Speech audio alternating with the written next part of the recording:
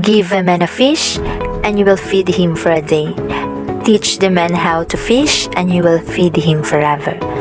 The latter quote captures the essence of the edukasyon, pantahanan at pangkabuhayan educational philosophy. It is not enough for a man to rely on the resources offered by the people around him. It is a fact that we should arm ourselves with useful skills to survive in this world that constantly reinvents itself.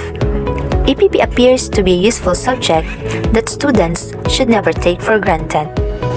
Various activities we learn from EPP strengthen our path towards personal enhancement. EPP develops technical skills in agri-fishery, home economics, industrial arts, and ICT entrepreneurships. The COVID-19 pandemic is an unprecedented crisis that brings with it a lot of problems that affects the academic performance of the learners. To ensure education to push through, we adopted best practices in our BELCP to cater the needs of the learners in modular distance learning. The Enrique A. Bayola Senior Memorial Elementary School came up with these innovations or best practices. First, project first to last, which means facilitate individual readiness and support task-oriented learning activity sheets. This project used by teachers to understand learners' previous knowledge, outcome of learning, and the process of learning at the same time. They can be used to enable learners to monitor the progress of their own learning. Second, Project Lusog, which means learners and healthy status overcome through gulay. This project promoted good health and protect against disease. We know that poor nutrition affects the learning capacity and the physical development of a child. It has been found out that malnourished children are 20% less to be literate than children received proper nutrition. Learners will be taught on how to plant vegetables and the process involved in planting a particular plant, vegetables that will be good for economic and in earning a living in the future with the help of the parents. This graph shows the MPS and EPP in grade 4 to grade 6 learners. This graph shows the nutritional status of grade 4 to grade 6 learners. Our legal basis for these projects are Regional Memorandum Number 86 Series of 2020, Provision of Learning Resources for the 3rd and 4th Quarter, Division Memorandum Number 186 Series of 2021, Last Preparation and NPP TVN. DepEd Memorandum 95 Series of 2018, Sustaining the Implementation of the Gulayan sa Paaralan Program in Public Elementary and Secondary Schools nationwide, that through the Learner Support Services School Health Division. DepEd Order Number 23 Series of 2020, School-Based Feeding Program. The objectives of the best practices was anchored to the school BELCP, summarized as follows. To continue the learning amidst in this time of pandemic through modular distance learning. To increase the academic performance of the learners in this time of pandemic. To help teachers decide on activities that are most suitable for learners and address the insufficient of fund for printing and the risk on copyright infringement. To ensure child's healthy growth and development with internal and external stakeholders. Project First to Last, which means facilitate individual readiness and support through task-oriented learning activity sheets. Conducted these best practices. Conducted trainings in the formulation of learning activity sheets. Crafted and QA the learning activity sheets. Reproduction of learning activity sheets.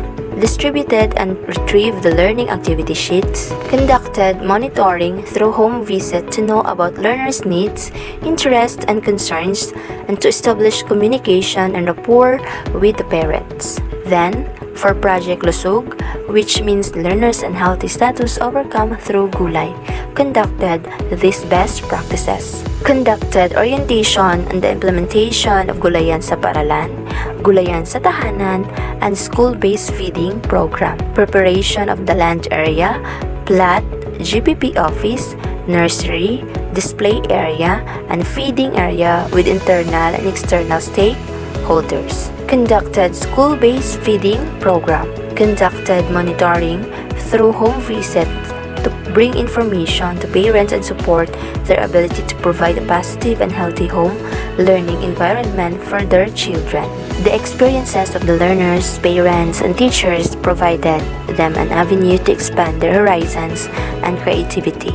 It also enabled them to understand concepts, developing the lifelong learning which allowed them to see different perspectives on different situations. These are the impact of Project First to Last. The effect of learning materials enhance the teaching learning process by exhibiting information necessary to acquire knowledge and skills, help teachers understand the difficult lesson, raises their level of interest and be independent, help parents to facilitate learning, encourage their children to let their children answer instead of initiating and answering those modules. Effective tool in testing learnings in identifying key gaps in learning process and help improve their MPS in every subject, especially in EPP. Increases parenting knowledge, parent-child interaction, and involvement through home visits. And then, these are the impact of Project Lusug.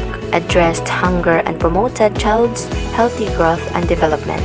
Developed learning capacity and the physical development of a child through good nutrition, promoted social networks, relationships, and connected recommendations, consuming fruits and vegetables, strengthened the health behavior of the learners and the entire school environment, and provide environmental education and entrepreneurial skills in school and in the community.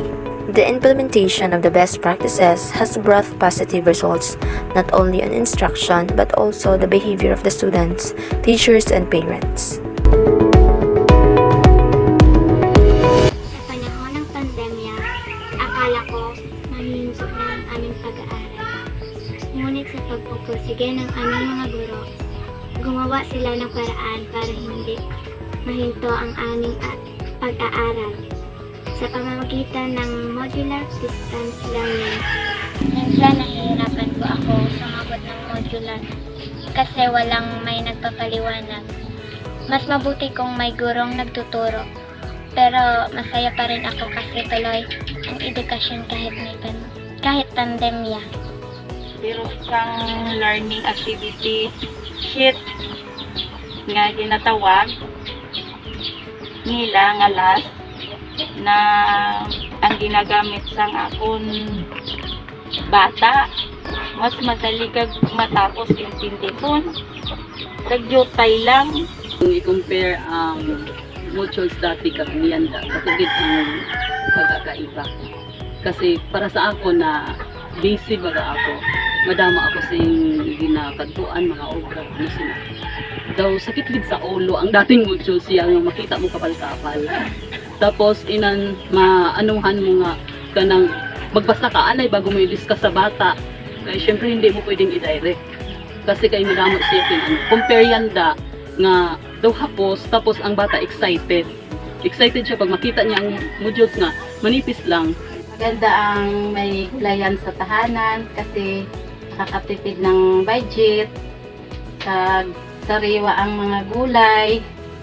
Saka kung wala kaming ulam, pwede kami makaharvest ang aming mga gulayan. Tapos kung may sobra, pwede namin mabinta. Beyond what had been achieved, the longing for many achievements had been increased. Thus, for our next steps, first, we will continue to implement and innovate the said project by equipping ourselves with the necessary tools and trainings. Second, gather support from different stakeholders to be able to sustain and enrich the project. Third, we will conduct action research for the enhancing the entrepreneurial skills of learners in EPP through Gulayan sa Paaralan project, and effectiveness of modular distance learning through LAS for the improvement of learners' academic performance. Indeed, these projects have been a great help to learners, parents, teachers, and to the community.